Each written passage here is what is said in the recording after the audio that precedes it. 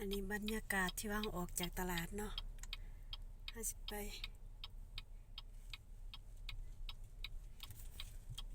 ใส่ละมัน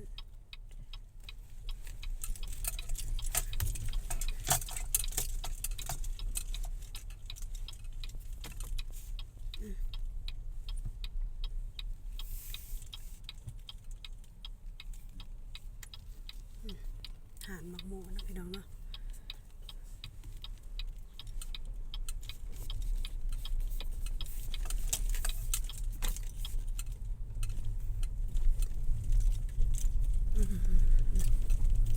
ถือว่าช่วงนี้บรรยากาศอยู่ที่ปั๊มน้ำมันนี่คึกคืนขนาด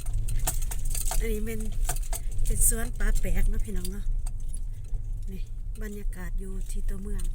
กะสีเย็นๆเนาะทั้งสิว่าบ่มีลมก็เย็นพี่น้อง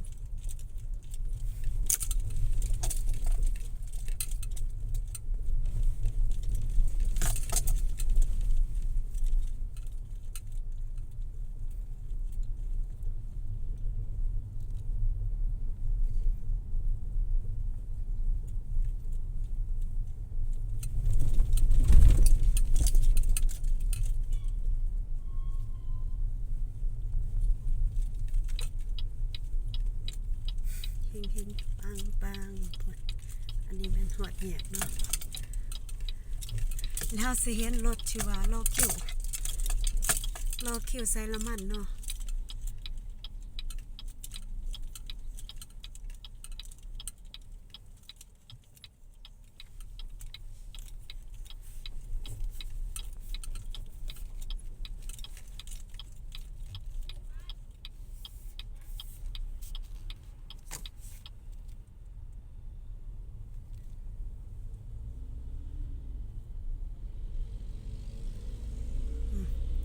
หอดเลยเนาะพี่น้องเนาะพี่รอคิวใส่ละมันเพราะว่าเมื่อวานนี่เห็นรถละมันมาเนาะก็เลยมาเบิ่งว่าปั๊มใดที่ว่ามีละมันเนาะแม่นปั๊มปตทเนาะที่ว่ามาเมื่อวานนี่และเขาจะติดป้ายปตทต่างหากเนาะพุ่นรถเป็นซ้ายอยู่พี่น้องเอ้ยถ้าใส่น้ำมันเฮ็ดจะได้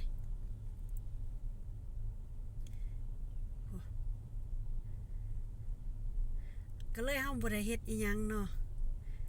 ก็เลยถ้าแต่ใส่ละมันถ้าบ่มีละมันเฮาก็ไปใส่บ่ได้เนาะพี่น้องเนาะเบิ่งได้แม่บางคนก็คือสินอนเนาะพุ่นเป็นซ้ายอยู่ ยืนโซกันอืม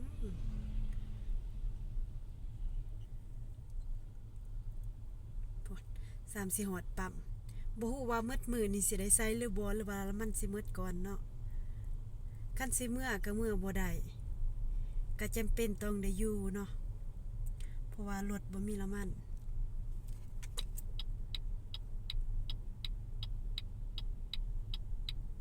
นี่พี่น้องเอ้ยเบิ่งเอาพุ่นรถน้อยรถใหญ่อันนี้มีแต่รถใหญ่5 โมงจอดก็คือสิบ่มีแล้ววันนี้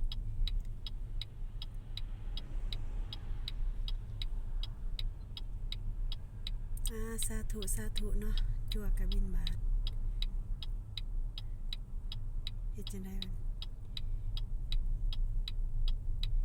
ดสิได้ใส่บ่สาธุเด้อเพิ่นมอมจั่วบินบาทเนาะ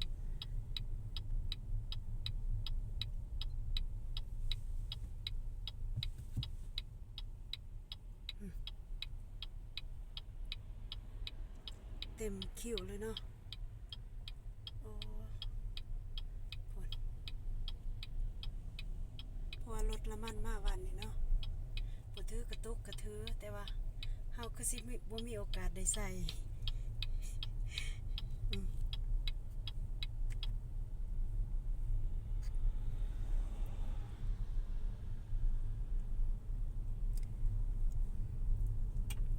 น่าจะมื้อแรงมาจอบเบิ่งใหม่เนาะ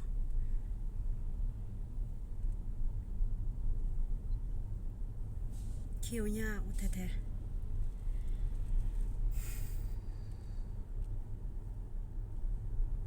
อันนี้แม่นบรรยากาศอยู่ที่ตัวเมืองปากซองเนาะ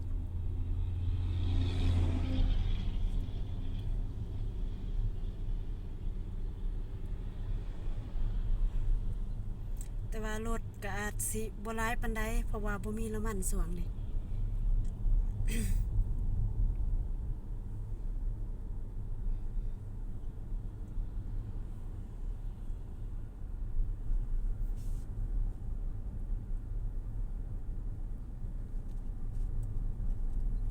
ว่าแต่มีน้ำมันนี่แม่นเต็มเลยรถพี่น้องเอ้ยบ่มีหม้องว่าง แต่ละมันรถเฮาก็สิบ่มีเนาะ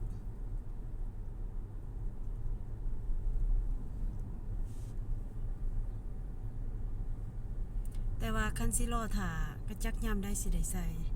เดี๋ยวบ่ดีฮอดคิวเฮาแล้วมันหมดก็มีพี่น้องเพราะบางคนใส่ตุกใส่ถังใส่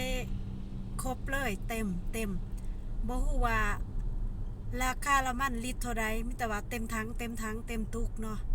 ซื้อลูกเดียว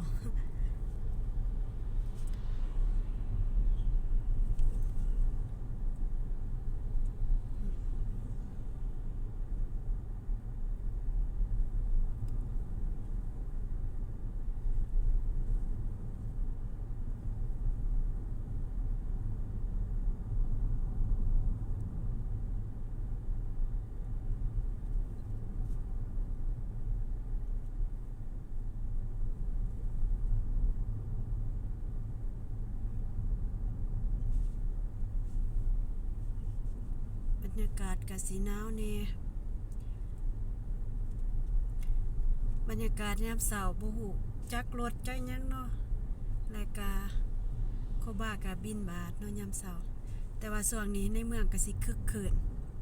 เพราะว่าบ่มีละมันบ้านนอกของนาวก็สิออกมานอนถานั่งถาแล้วแต่เพราะว่ากลับบ้านก็บ่ได้เด้เฮ็ดจังไดสาธุเด้อ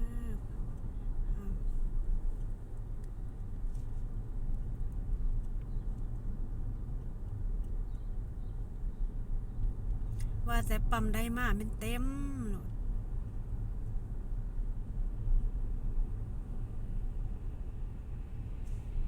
เพราะแต่ละคนนี่มันจำเป็นเนาะว่าเรื่องละมันเลยจำเป็นต้องได้ไปได้มา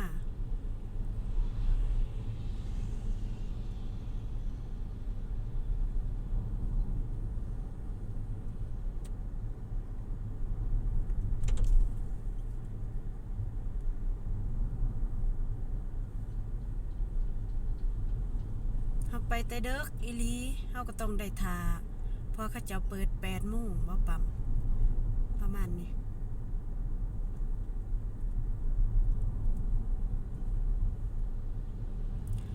สำหรับคลิปนี้แม่นจบเพียงเท่านี้เนาะถ้าผู้ใดเข้ามาแล้วอย่าลืมกดไลค์กดแชร์แล้วก็กดติดตามเฮาเด้อเฮาจะมีคลิปใหม่ๆมาอัปเดตเนาะเกี่ยวกับชีวิตประจำวันบ้านๆนี่แหละเนาะบ้านนอกคอกหน้าอยู่กับผัวกับสวนบ่ก็แล้วแต่เนาะแล้วแต่หน้าเวียกของเฮาแบบเฮาได้ไปไสเฮาก็สิอัพให้เบิ่งเนาะ